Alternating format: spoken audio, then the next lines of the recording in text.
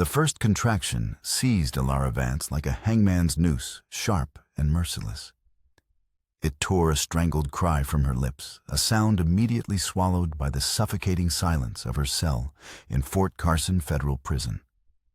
She was on her back on the cold, unforgiving stone floor, the iron shackles on her wrists and ankles grinding against the granite with every spasm of her body. They were a cruel counterpoint to the life fighting its way into the world. Beyond the bars of her cell door stood Warden Silas Croft. He wasn't watching her with concern or even clinical detachment. He observed her as a scientist might an insect pinned to a board, his expression a placid mask of academic curiosity. His suit was immaculately tailored, a sliver of dark, civilized wool against the raw stone and human despair of his domain. He held a silver pocket watch, its lid snapped open, tracking the time between her agonies with a faint, almost imperceptible smile. Remarkable. He murmured, his voice a low-cultured hum that barely carried over her pained gasps. The sheer resilience of the female form. Even in the most degraded of circumstances. Alara squeezed her eyes shut, trying to block him out, to find a place in her mind that wasn't this cold gray box. Her hand, its knuckles white, fumbled for the one thing they hadn't taken from her.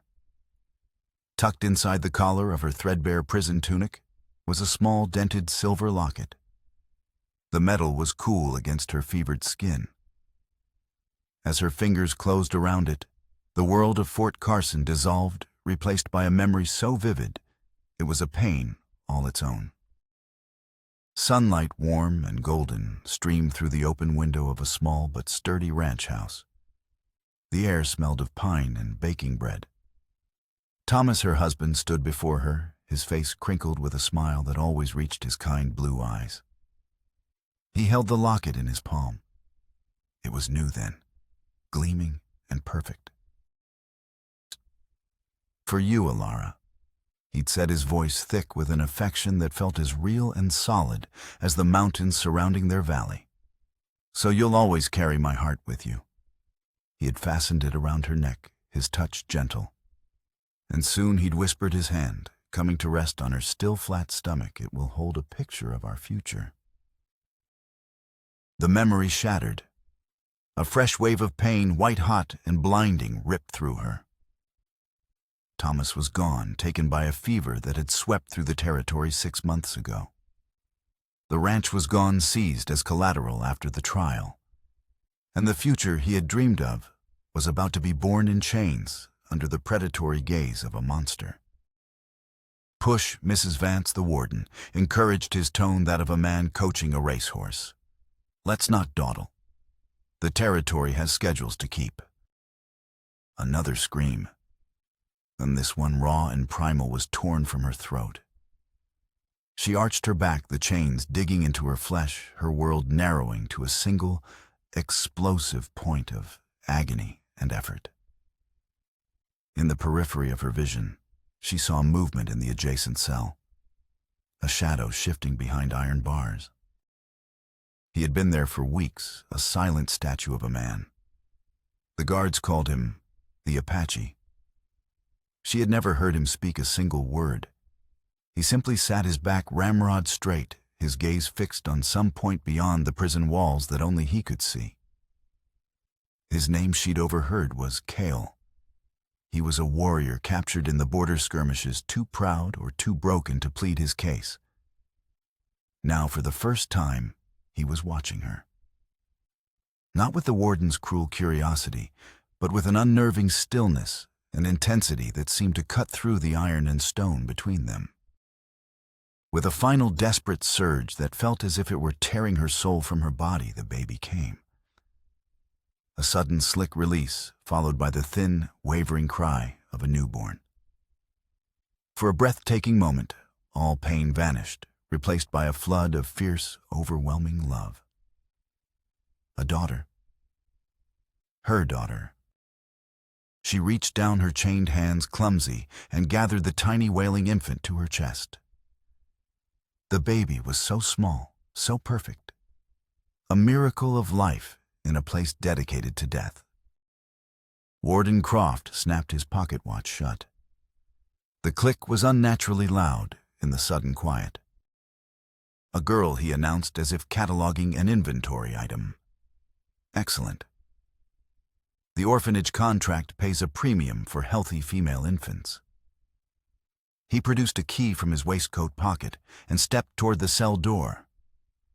She is now property of the Colorado Territory, administered by this institution. Hand her over. The words didn't register at first.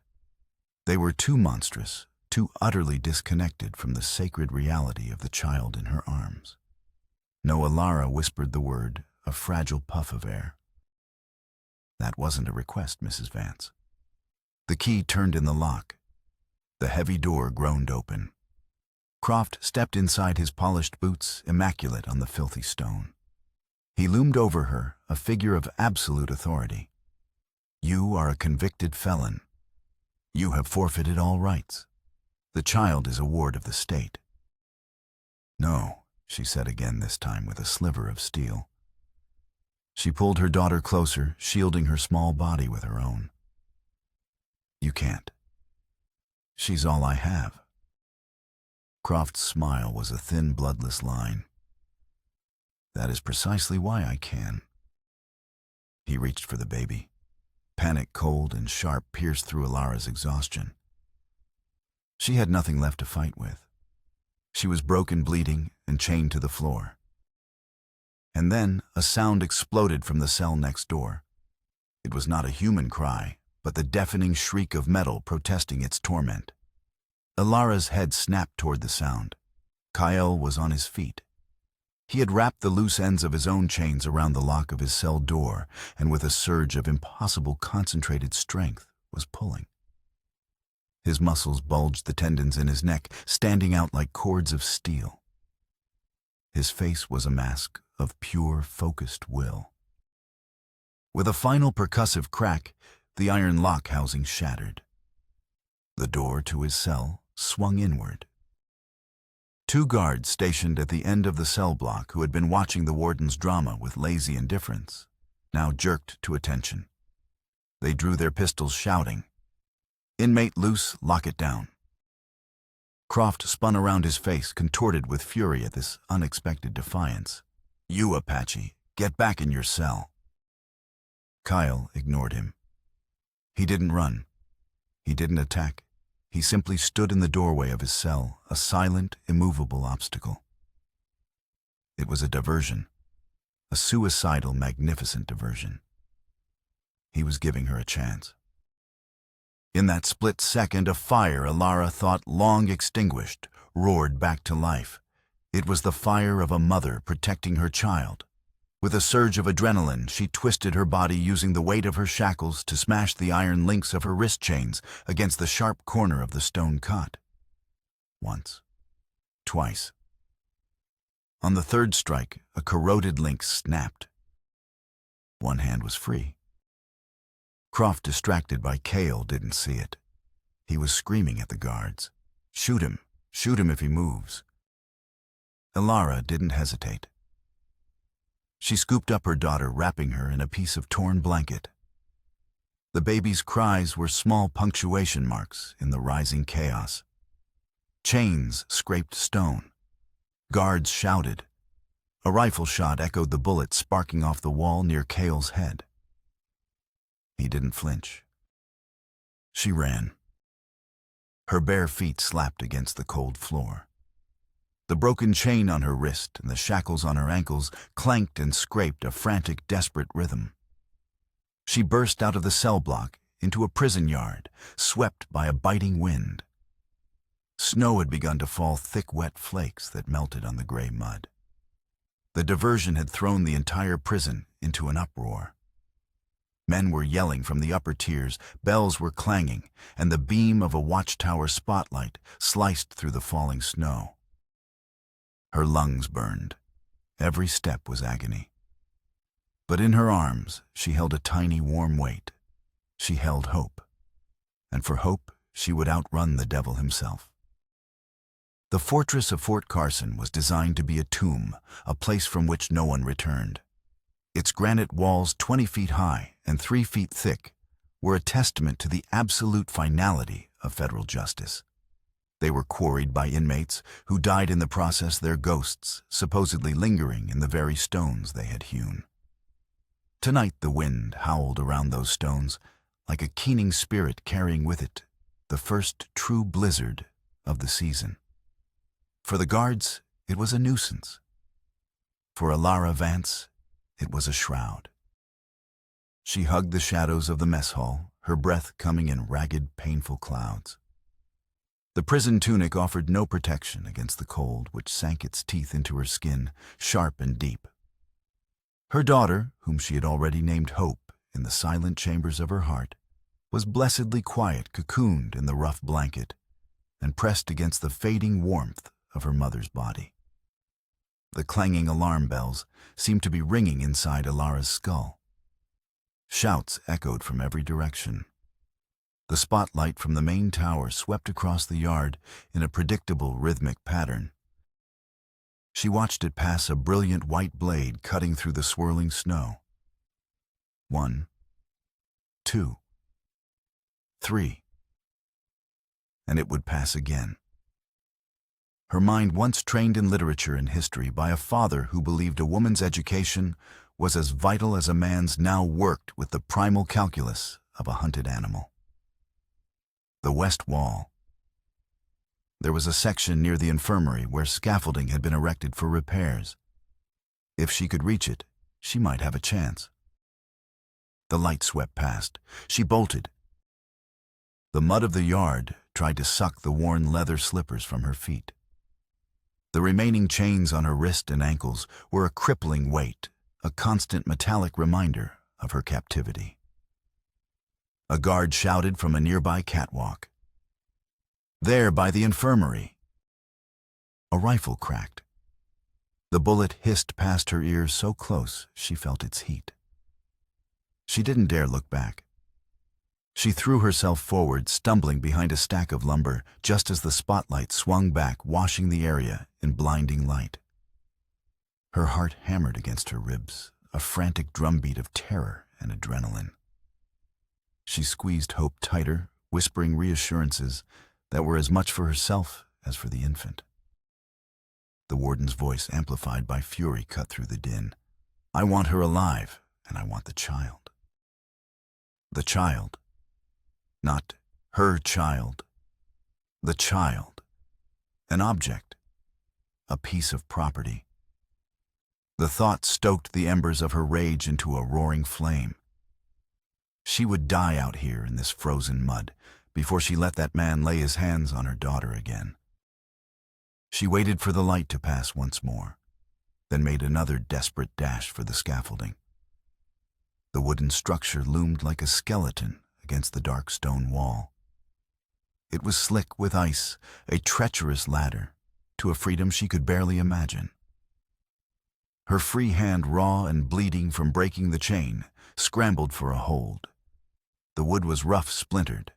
She began to climb, one agonizing foot at a time, the weight of her ankle shackles threatening to pull her back down. Hope was tucked under one arm, a fragile, precious burden. Halfway up, her foot slipped. For a heart-stopping moment, she dangled her fingers, screaming in protest, the frozen ground rushing up to meet her. The shouts below grew louder, closer. She found a new foothold, her muscles straining, and hauled herself upward. At the top of the wall, the wind was a physical force trying to tear her from her perch. Below the prison was a churning cauldron of chaos. Beyond, the Colorado wilderness stretched into an endless expanse of white and black, a terrifying, beautiful emptiness. There was no plan, no destination. There was only a way. She looked down the other side. A 15-foot drop into a snowdrift. It might as well have been 1,000. But there was no choice. Holding her daughter to her chest, whispering a final prayer to a God she was no longer sure she believed in, Alara Vance leaped. She hit the snow with a force that knocked the wind from her lungs. It was deep and soft, a cold, white embrace that cushioned her fall. For a moment, she lay there gasping the world a dizzying swirl of white flakes. Hope let out a tiny cry, more of surprise than pain. She was safe. They were out. But freedom was not a place. It was a journey. And hers had just begun. She staggered to her feet in the snow hip-deep and plunged into the forest that bordered the prison grounds. The trees heavy with snow closed in around her, swallowing the light and sound of her pursuers. The forest was dark and silent, save for the whisper of the wind through the pines and the frantic beating of her own heart. She ran until her legs gave out, until the fire in her lungs turned to ice. She collapsed at the base of a massive ponderosa pine, her body shaking uncontrollably from cold and exhaustion. The blizzard was a white wall erasing her tracks, but it was also a relentless enemy. Hope had started to cry, a thin, hungry wail that cut Alara to the quick. She had no food, no proper shelter, and the temperature was dropping with the speed of a falling stone. She tore a strip from the hem of her tunic and wrapped it more securely around Hope, trying to share what little body heat she had left. "I know, my love. I know," she murmured, her teeth chattering. "I'm so sorry. I will get us through this. I promise you." It was a promise she had no idea how to keep. Despair, cold and heavy, began to settle over her. She had escaped the prison walls only to find herself in a larger, more unforgiving cage made of snow and ice. A twig snapped nearby. Ilara's head shot up, her body tensing. She scrambled behind the trunk of the pine, trying to silence Hope's cries. Was it the guards? Had they followed her this quickly? She held her breath, listening. A figure emerged from the curtain of falling snow. Tall, broad-shouldered, moving with a silent, deliberate grace that seemed impossible in the deep drifts. It was not a guard. It was him, Kale. He was no longer in chains. In his hand he carried a rifle, likely taken from a guard in the chaos of his own escape. His face was grim, his dark eyes scanning the trees. He wasn't looking for her as a hunter looks for prey. He was looking as a shepherd looks for a lost lamb. His eyes found hers. He stopped, his expression unreadable. For a long moment they stared at each other across the 20 feet of snowy ground, the convicted forger and the Apache warrior, two fugitives bound by a single, desperate night. Fear warred with a nascent flicker of relief in Ilara's chest. Was he a threat or an ally? He took a slow step toward her, then another. He wasn't menacing. He moved with a quiet purpose. When he was a few feet away, he stopped and looked down at the crying infant in her arms. His gaze softened just for an instant. He spoke for the first time, his voice low and raspy, as if unused to forming words. It was not the guttural sound she might have expected, but a clear, direct tone. "The wind cries for the newborn," he said. "She will not survive the night here." He unslung a thick wool blanket from his own shoulders, another prize from his escape, and held it out to her. It was a simple gesture, but in the frozen heart of the wilderness, it was everything. It was warmth. It was compassion. It was a lifeline. Ilara hesitated for only a second before accepting it, her trembling fingers brushing against his. She wrapped the thick, dry wool around Hope, and the baby's cries began to subside, replaced by soft, whimpering sounds. "Why, Ilara?" asked her voice cracking. "Why did you help me?" Kale looked back in the direction of the prison, its distant alarm bells now faint and ghostly on the wind. He then met her eyes, and she saw in them a depth of history and sorrow she couldn't begin to comprehend. "The strong do not steal from the helpless," he said simply. "It is not the way." He gestured with his head toward the deeper woods. "We must find shelter. They will send dogs when the storm breaks." He turned and began to walk, forging a path through the deep snow. He didn't look back to see if she was following. He didn't need to. In the heart of that blizzard, with a warden's vengeance behind them and an unforgiving wilderness ahead, this silent stranger was her only hope. Clutching her daughter, Ilara Vance rose and followed him into the white unknown. The world became a suffocating canvas of white and gray. The blizzard raged with a primal fury, erasing the landscape, muffling sound, and driving ice crystals like tiny needles into their exposed skin. Kael moved with an economy of motion that belied the difficulty of their trek. He seemed to read the land beneath the snow, avoiding drifts and finding the path of least resistance. Ilara followed in his footsteps, her focus narrowed to the single, all-consuming task of placing one foot in front of the other. The shackles on her ankles were a constant torment, catching on unseen roots and filling with snow their cold iron, biting into her flesh.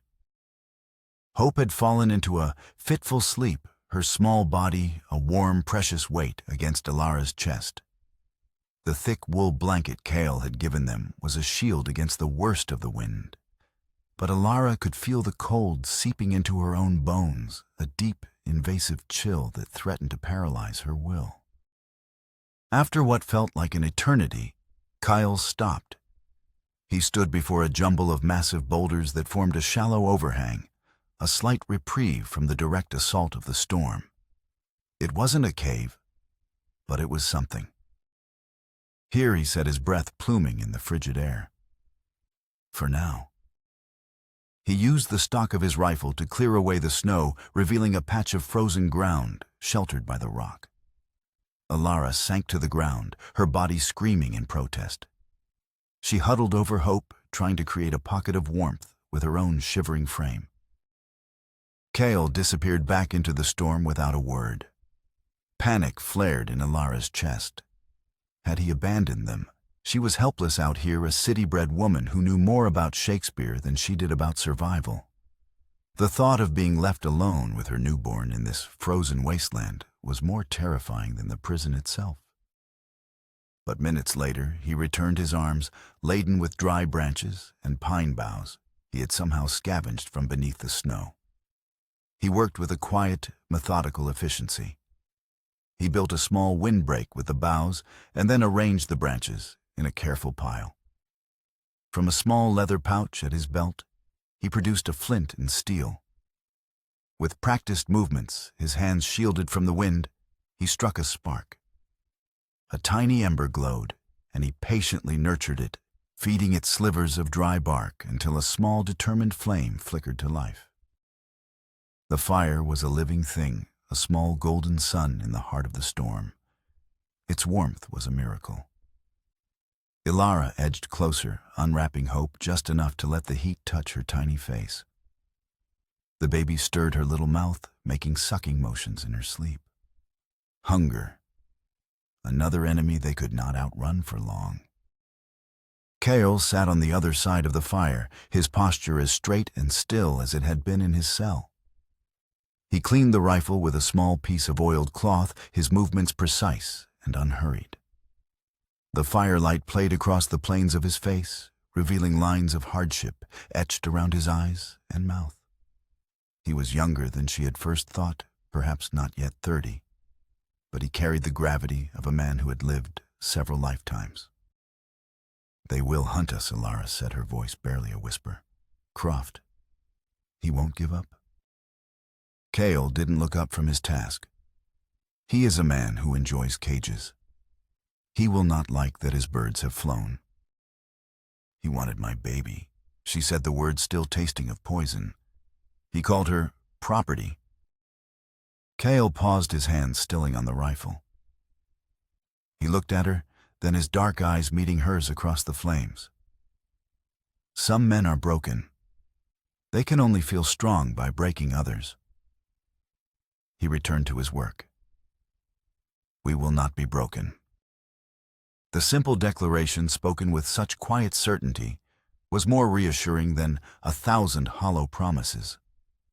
For the first time since her arrest, Ilara felt a flicker of something other than fear. It was a fragile, tentative alliance born of desperation, but it was an anchor in the storm. As the night wore on, the blizzard slowly began to recede. The wind died down to a mournful sigh, and the snowfall thinned, revealing a sky choked with bruised purple clouds. Ilara's initial exhaustion gave way to a state of hyper-awareness. Every pop and crackle of the fire, every rustle of the wind, sent a jolt of anxiety through her. "You should sleep," Kyle said, breaking a long silence. "I will watch." "I can't," she confessed. "Every time I close my eyes, I see his face." She didn't need to say whose. He nodded a small, sharp movement of his head. He seemed to understand without needing an explanation. He fed another branch to the fire, the flames leaping up to cast dancing shadows on the rock wall behind them. "Tell me of this croft," he said. It wasn't a demand, but a quiet invitation. And so she did. She spoke of her life before, of the ranch she and Thomas had built with their own hands, a small piece of paradise carved out of the rugged Colorado landscape. She spoke of her father, Judge Isaac Vance, a man known throughout the territory for his stern but unwavering commitment to the law. He had been a pillar of their community, respected and sometimes feared, but always considered just. Then she spoke of the accusation. A shipment of Gold Army payroll had been stolen from the freight office where she did the bookkeeping. The evidence against her had been swift and damning. A forged ledger entry in her own hand. A portion of the stolen gold coins found buried near her ranch. Witnesses who swore they saw her meeting with known outlaws. It was a perfectly constructed trap, and it had snapped shut around her. "My father's name meant nothing," she said, bitterness lacing her voice. "In fact, I think it made them eager to convict me. The daughter of the great Judge Vance, a common thief. People love to see the mighty fall." She clutched the silver locket. Thomas died before the trial. He never believed it. Not for a second. But everyone else. They looked at me and saw a monster. During her trial, Warden Croft had been a constant presence in the courtroom. He wasn't the warden of Fort Carson then. He was a special observer from the territorial government, his face always calm, his eyes always watching her. He had even offered a few words to the judge about the tragic fall from grace and the necessity of impartial justice. At the time, she had thought it odd. Now she realized he had been orchestrating it. He said something to me, she recalled the memory surfacing with chilling clarity. "When they brought me to the prison." He looked at my paperwork and said, "The sins of the father are to be laid upon the children." I thought it was just a cruel platitude. Cale stopped his work and looked directly at the fire, his expression thoughtful. A man does not quote scripture unless the sermon is his own. He was quiet for a long moment. "This judge, your father, did he have many enemies?" "He was a judge for 30 years, Ilara said with a hollow laugh. "He sent hundreds of men to prison, some to the gallows. He had more enemies than a wolf has fleas. The pieces were disparate, confusing, but they felt connected by a dark, invisible thread. Croft's obsession, the perfectly framed crime, his strange words. It was more than a simple miscarriage of justice. It was personal. As dawn approached, a pale, watery light filtered through the clouds, illuminating a world transformed. Every surface was coated in a thick blanket of pristine snow. It was beautiful. But Ilara saw it for what it was, a blank page on which their tracks would be written for all to see. Hope began to cry in earnest, a desperate, hungry sound that tore at Ilara's heart. Her own body was failing. The ordeal of childbirth and the escape had left her weak and feverish. She had nothing to give her daughter. Cale rose and surveyed the landscape. "We cannot stay here." He looked at Alara, his gaze taking in her pale face and the way she shivered despite the fire. The child needs a mother, and the mother needs a doctor. He pointed to a distant notch in the snow-covered mountains. There is a town, 2 days' walk. It is called Redemption Gulch. Not a place for lawmen, a place for lost things. 2 days. It felt like a lifetime. We'll never make it, she whispered defeat, heavy in her voice. Kale came over to her and crouched down, his presence surprisingly gentle.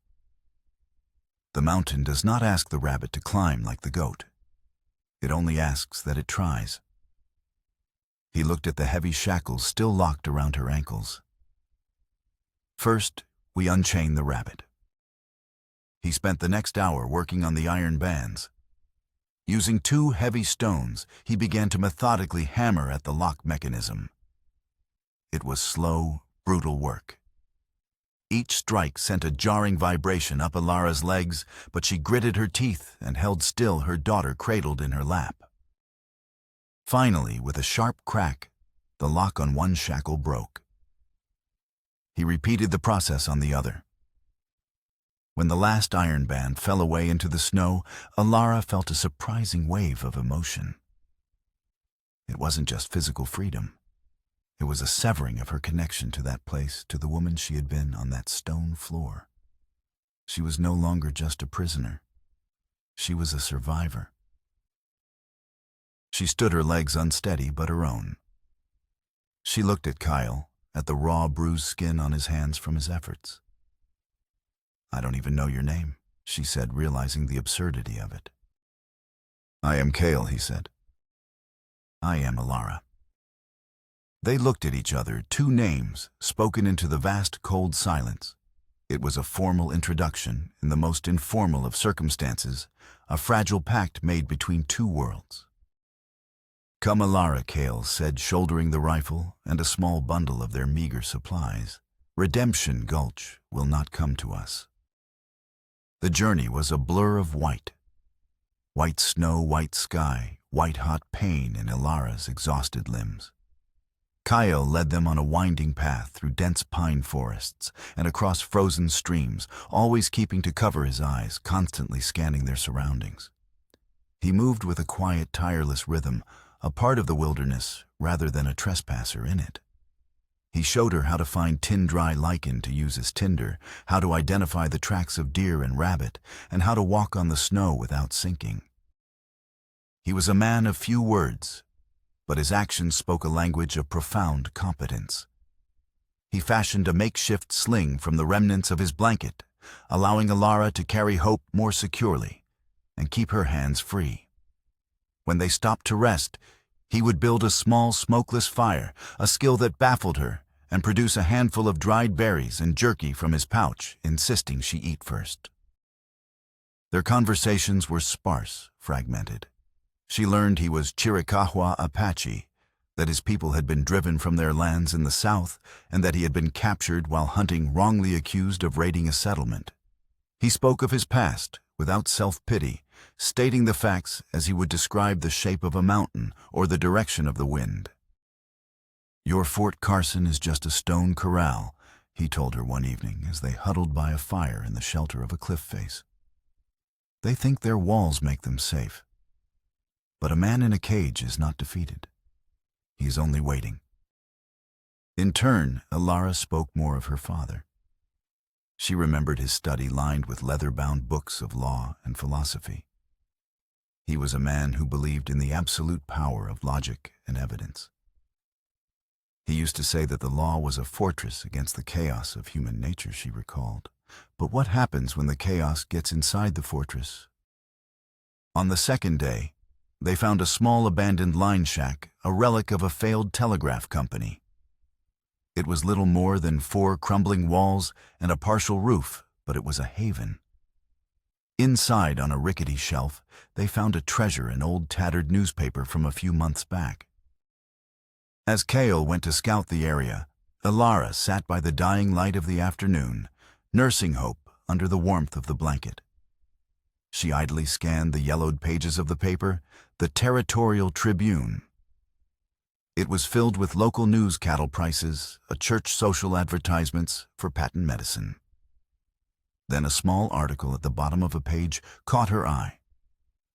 It was a historical piece about the early days of the territory, recounting tales of notorious outlaws. The article mentioned a family of criminals, the Blackwood clan, who had terrorized the southern range 20 years earlier. They were stagecoach robbers and counterfeiters, feared for their ruthlessness. The article concluded the reign of the Blackwoods was brought to an end by the tenacious prosecution of then District Attorney Isaac Vance, who saw the father and 2 eldest sons hanged, and the youngest, a boy of no more than 10, sent to a brutal reformatory school. The Blackwood name was justly erased from the territory. Ilara's blood ran cold. Blackwood, a family ruined by her father, a surviving son. She thought of Croft's words, the sins of the father. The door creaked open and Cale entered, his expression grim. "Riders," he said, his voice low. 3 of them. They carry prison rifles. They have a tracker. Croft's men, they were closer than she had imagined. Panic seized her. "We have to run." "No, Kyle," said his voice calm and steady, a rock in the turbulent sea of her fear. "The tracker is good. He will find our path in the snow. Running is a slow death." He looked around the dilapidated shack. "We will make our stand here." He began to work, his movements swift and purposeful. He barred the flimsy door with a heavy log. He checked his rifle, counting the few cartridges he had left. He motioned for Ilara to take cover in the corner of the room behind a pile of rotted timbers. "He is not a tracker," Cale said, peering through a crack in the wall. "He is Apache. A scout sold to the army."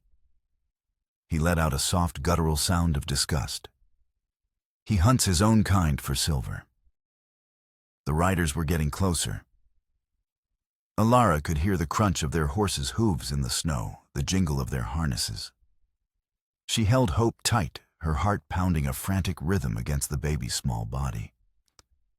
She thought of the newspaper article, of a young boy sent to a reformatory school, a place known to be crueler than any prison.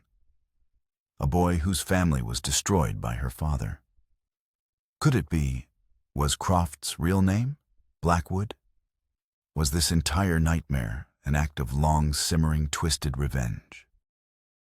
The riders stopped just outside the cabin. "They're in there, boss," a rough voice called out. "The scout says their tracks end here." Another voice, smooth and cold, answered. A voice that haunted Ilara's dreams. "Excellent. Surround the cabin. I want no escape. And remember my orders. The woman is to be taken alive. She has something that belongs to me." It was Croft. He hadn't just sent his men. He had come himself. The obsession ran deeper than she could have ever imagined. This was no longer just an escape. It was a reckoning.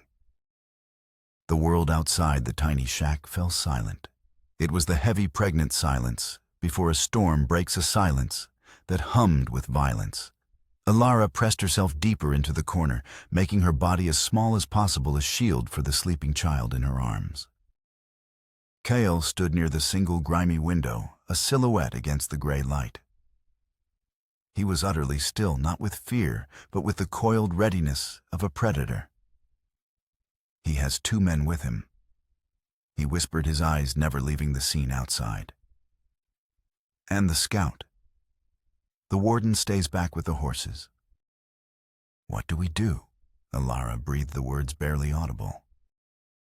"We wait," Kyle replied. "They will grow impatient. A patient man has the advantage." Minutes stretched into an eternity. The only sounds were the soft sigh of the wind and the frantic thumping of Ilara's heart. She could feel Croft's presence out there, a palpable malevolence that seeped through the very walls of the cabin. Then a voice boomed from outside. Ilara Vance. This is Warden Croft. You are surrounded. Come out with your hands empty. You have my word, you will not be harmed. Ilara flinched at the sound of his voice. His word was as worthless as a counterfeit dollar. Do not answer, Cale murmured. The Apache Croft's voice called again, laced with condescending authority. I know you are in there. A word of advice. The woman is a federal fugitive. Harboring her is a capital offense. Give her up and I will be lenient. Cale remained silent, his grip tightening on his rifle. There was a pause, then the sound of muffled conversation. Finally, Croft's voice returned the silky politeness, gone replaced by a raw, cold fury. Very well. Have it your way. Burn them out. Ilara's breath hitched. She saw a flicker of movement. One of the guards was approaching the cabin, a lit torch in his hand, its oily smoke staining the clean white snow. He moved cautiously, his rifle held at the ready.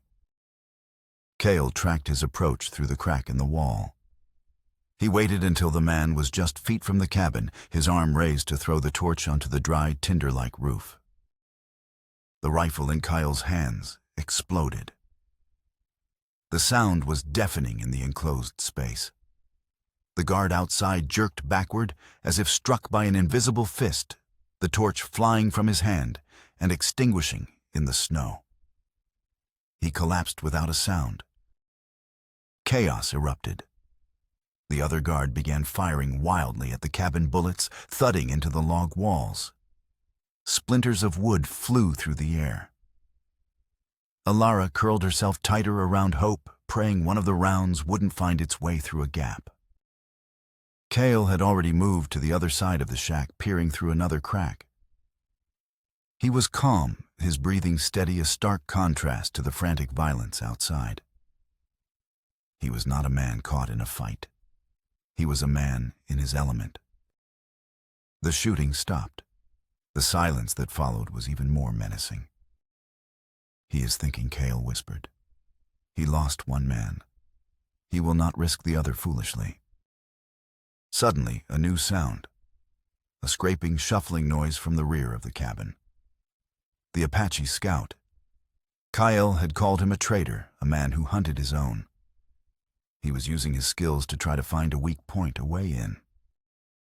Cale moved to the back wall, listening intently. His eyes narrowed. He motioned for Ilara to stay absolutely still. He raised his rifle, aiming it not at a window or a door, but at a section of the solid log wall. He waited. The scraping sound grew louder, localized to one spot. Cale fired. A strangled cry came from outside, followed by the thud of a body falling against the wall and sliding down into the snow. He had shot the man through the wood, anticipating his exact location with uncanny precision. 2 men down. The silence returned, absolute and terrifying. Now it was just them, Warden Croft, and one remaining guard. The odds had shifted, but Ilara knew this was far from over. Croft was not a man to be deterred by losses.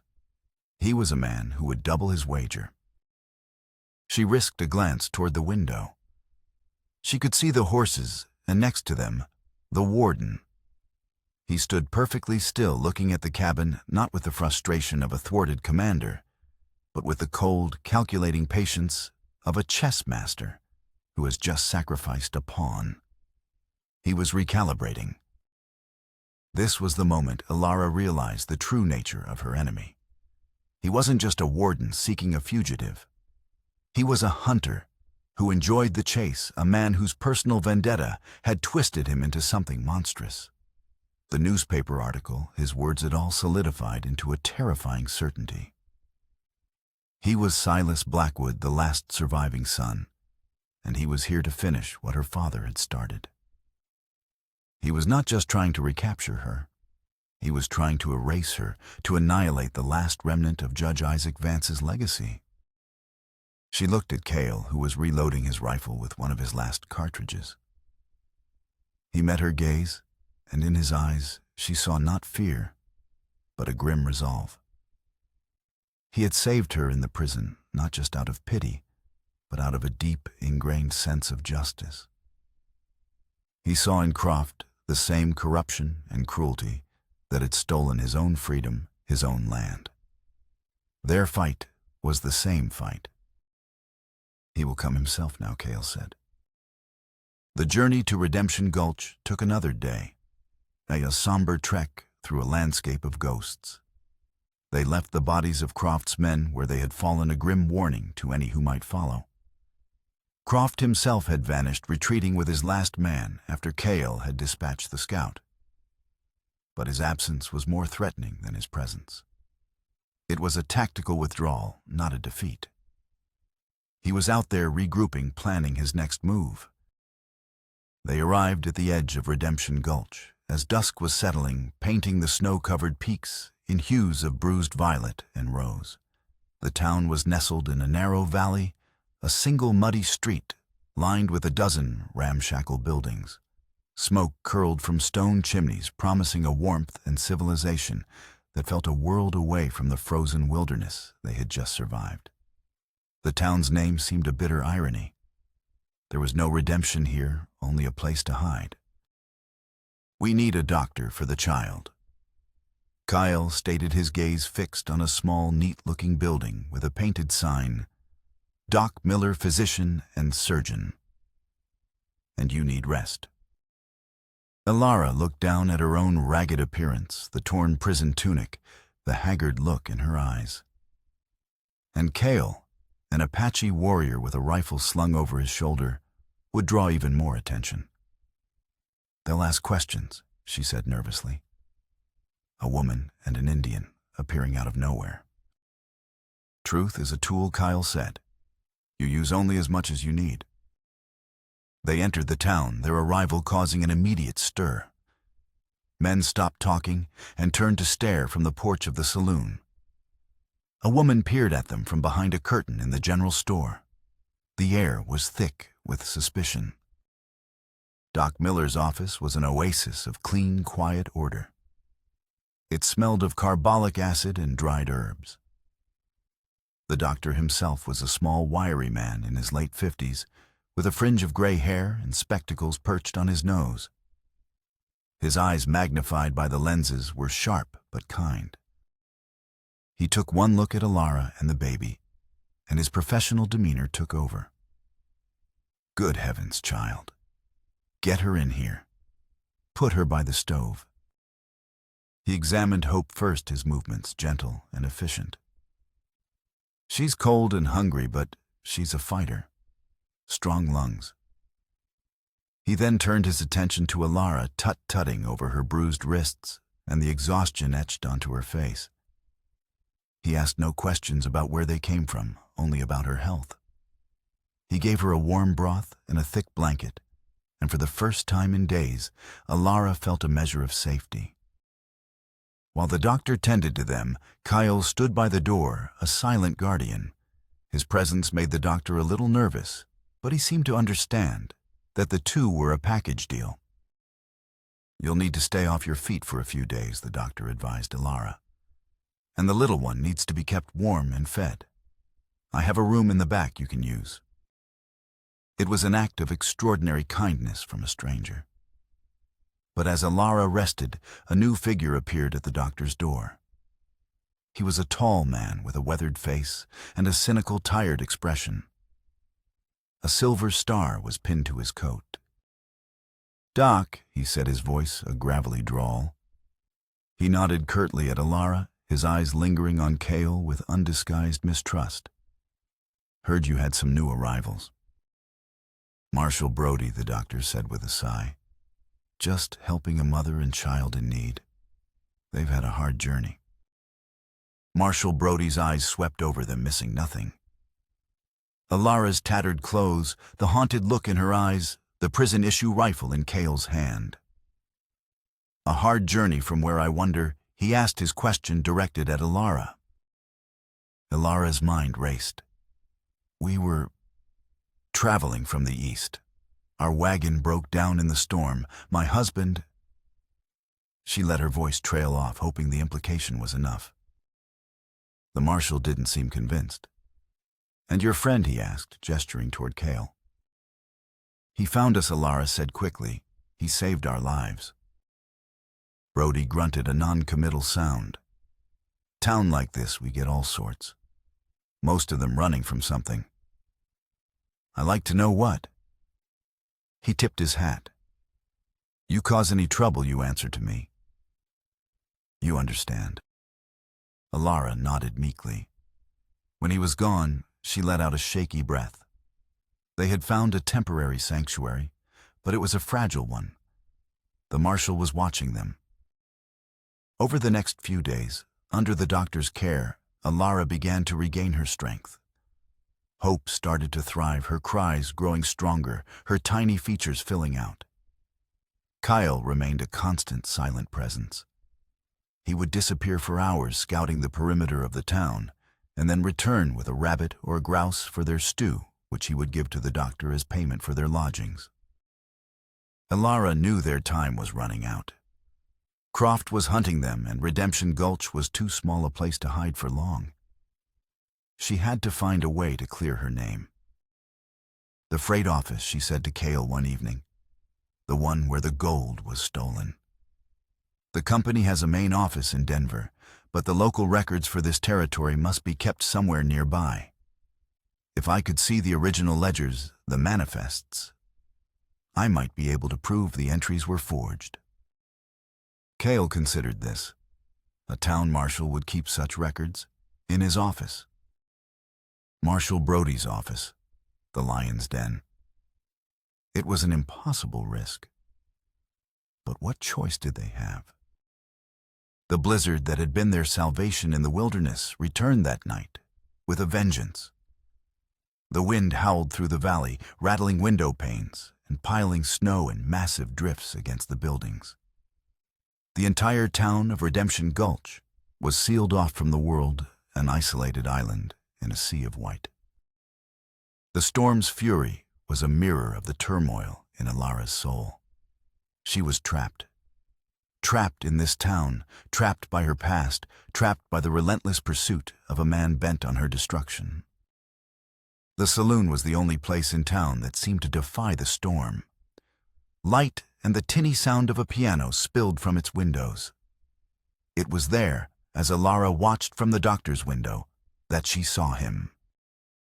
A lone rider head bent against the wind, forcing his horse through the deep snow. He dismounted in front of the saloon. When he pushed through the batwing doors, the light from inside illuminated him for a brief, terrible moment. Warden Silas Croft. He was not alone. Behind him another man, the last of his guards, tied up the horses. Alara's blood turned to ice. He had found them. The fragile peace of their sanctuary was shattered. She turned from the window, her heart pounding. Keikel was already on his feet, his hand on his rifle. He had seen him too. "He has trapped us," Kyle said, his voice a low growl. "The storm is his cage." Suddenly, the door to the doctor's office burst open. It was Marshal Brody, his face grim snow dusting his shoulders. "He's here," Brody said, looking directly at Alara. "Warden Croft just rode in. He's asking about a fugitive, a woman with a newborn child." The marshal's cynical eyes bored into hers. "Your wagon story is starting to wear a little thin, ma'am." Alara's carefully constructed lie crumbled. There was no point in denying it any longer. "He's the one who is the criminal, Marshal," she pleaded. "He framed me. He's trying to kill me." Brody looked from her desperate face to Cale's stoic one. He sighed a weary, troubled sound. "I don't know who to believe. But I do know this is my town, and I won't have a war in my streets." He checked the pistol at his hip. "Stay here, both of you. I'm going to go have a talk with the warden." He left, closing the door behind him. Alara and Cale were left in a tense silence, broken only by the howling of the wind and the soft gurgling of hope in her cradle. They both knew the marshal's talk would solve nothing. Croft hadn't come all this way for a civil conversation. He had come for a conclusion. The final confrontation would happen here tonight in this tiny, snowbound town. The saloon was a pocket of profane warmth against the blizzard's fury. Lantern light cast long dancing shadows on the rough-hewn walls glinting off the rows of whiskey bottles behind the bar. A handful of prospectors and cowhands trapped by the storm huddled over their drinks, their low conversations silenced by the warden's arrival. Croft stood by the pot-bellied stove, brushing snow from his fine wool coat, his demeanor as calm as if he were attending a Sunday social. His remaining guard stood by the door, a hulking brute with a shotgun held loosely in his hands.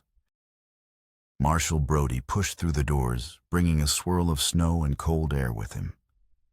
He let the doors swing shut, plunging the room back into its tense quiet. "Warden Croft Brody," said his voice even. "That's a federal prison rifle your man is holding. You're a long way from Fort Carson." Croft turned a polite, almost welcoming smile on his face. "Marshal Brody. A pleasure. I am here on official business, tracking a dangerous fugitive, Alara Vance, convicted of theft and accessory to murder. Escaped from my custody 3 days ago. I have reason to believe she is in your town." "Is that so?" Brody said, his hand resting casually on the butt of his pistol. "I'm the law in Redemption Gulch. Any official business goes through me. You have a warrant." "I have something better," Croft said, his smile widening. "I have absolute authority. She is my prisoner." The tension in the room thickened. The bartender slowly moved his hands below the counter. The prospectors began to subtly shift their chairs, clearing a line of fire. "This is my town," Warden Brody repeated, his voice dropping an octave. "Everyone in it is under my protection, till I have reason to believe otherwise." Before Croft could reply, the saloon doors creaked open again. It was Doc Miller. He was pale, his hands trembling slightly. "Marshal," he stammered, "you need to come. It's the woman. She's taken a turn for the worse." Brody's eyes narrowed, sensing the lie. But Croft saw it as an opportunity. "There you see," the warden said smoothly. "The fugitive is weak. Let me assist you, Marshal. My experience with recalcitrant individuals may be of some use." Croft moved toward the door, his guard falling in step behind him. Brody had no choice but to lead the way, his mind racing.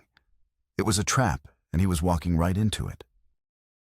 They found Alara in the back room of the doctor's office, lying on a cot, her face ashen.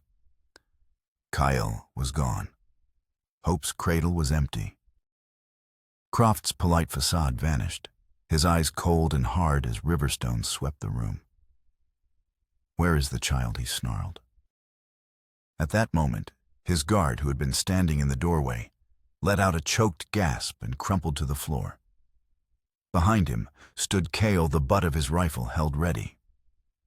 He had been hiding in the shadows of the main office.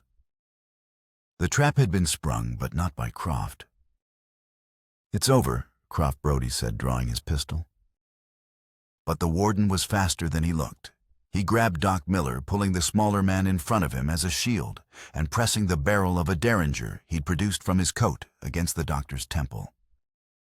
"Is it?" Croft hissed, his eyes locking on Alara. "I think not. I want the child. Give her to me, or the good doctor pays the price for your friend's foolishness." "Don't do it, Alara," the marshal warned. From the corner of the room, a small cry sounded. Hope. She was hidden in a wooden supply crate bundled in blankets. Croft's eyes lit up with a triumphant predatory gleam. "Ah, there she is." He shoved Doc Miller toward Brody, sending both men stumbling.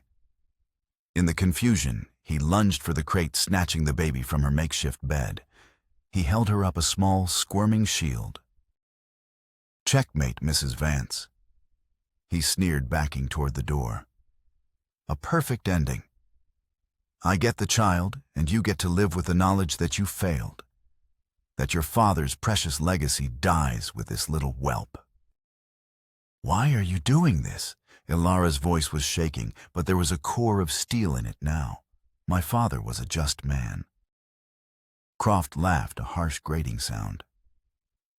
Just your father was a tyrant who built his reputation on the ruins of my family. He sent my father and brothers to the gallows on trumped-up charges to seize our land. The saloon doors burst open. Marshal Brody strode in, his face a mask of grim revelation. He was holding a dusty, leather-bound ledger. I did some checking. Warden Brody's voice boomed across the saloon. Or should I say, Mr. Blackwood? Croft froze, his eyes widening in shock. You've been telling yourself a bedtime story for a long time. Silas Brody continued, his voice ringing with authority. He held up a second document, a yellowed warrant, with Judge Vance's signature. This is the official territorial record of the Blackwood case. Your family wasn't framed. They were stagecoach robbers and counterfeiters. There were a dozen witnesses. Your father confessed. He slammed the ledger down on the bar. And this is the land title. Your family's land was never seized. It was sold by your own mother a year after the trial. She took the money and left the territory, and left you in that reformatory school. Your father wasn't a martyr, and Isaac Vance wasn't a villain.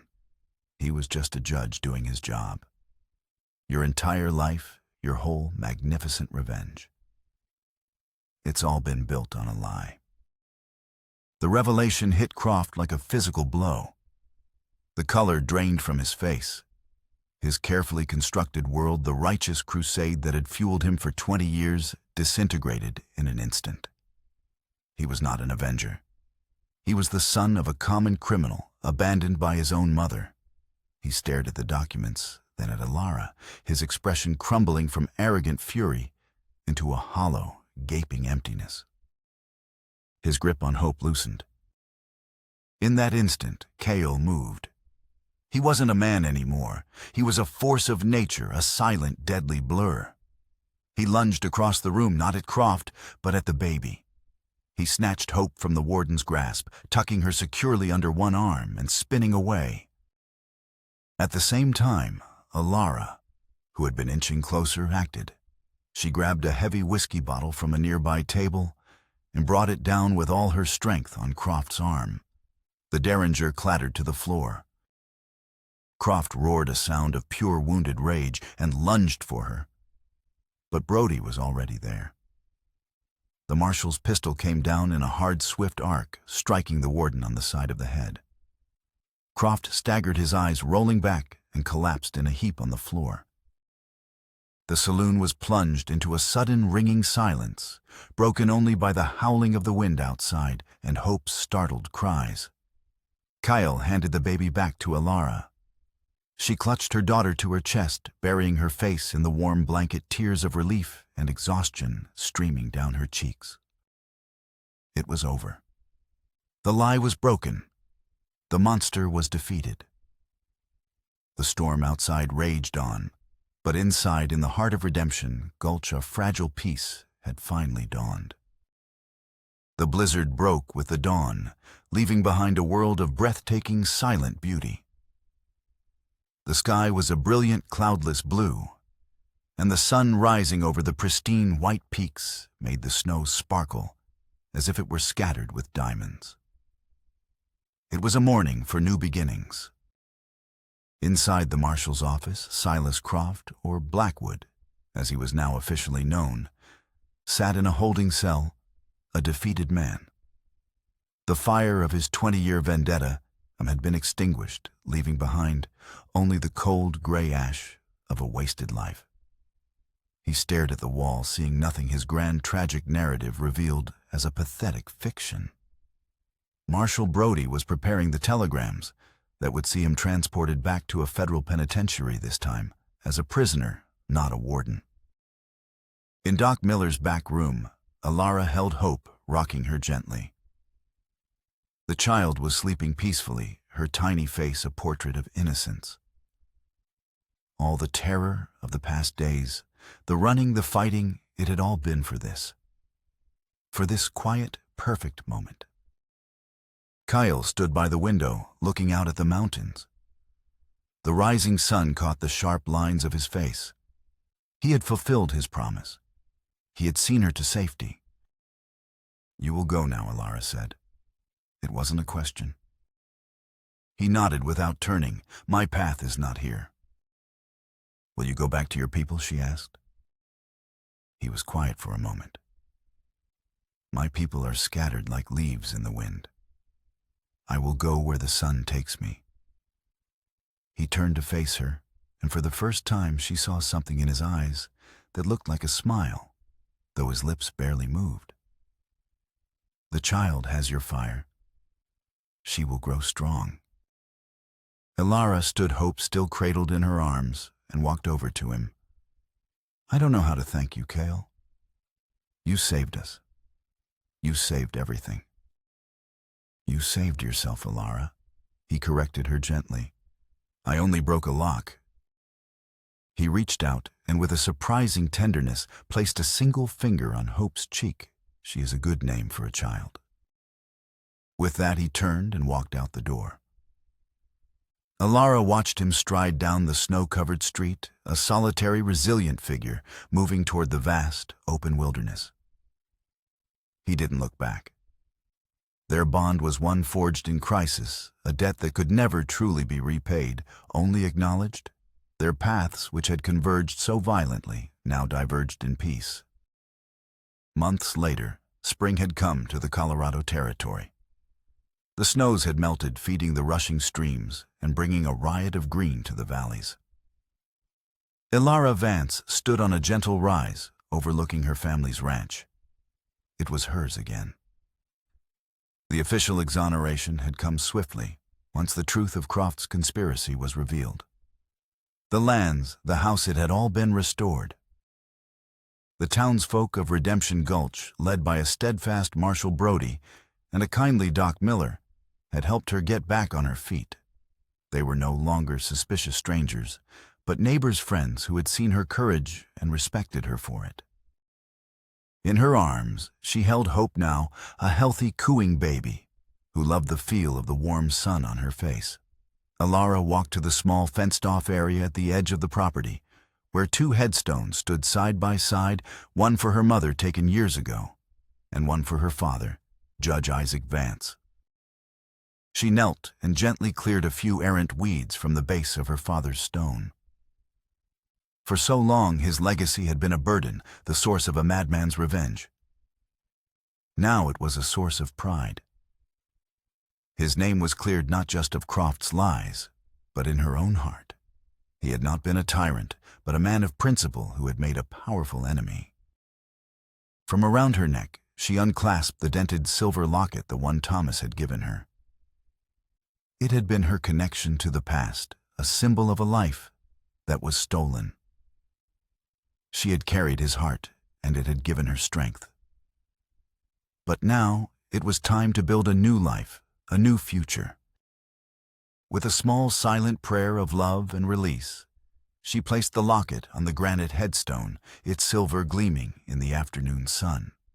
It was an offering, a letting go, a final forgiveness of the cruel circumstances that had brought her so much pain. She stood up, holding her daughter close. She looked away from the graves toward the horizon where the sturdy ranch house stood waiting. It was a home, her home, a place not of endings, but of beginnings. She was no longer a widow, a prisoner, or a fugitive. She was a mother, a survivor, a testament to the enduring, unyielding strength of the human spirit.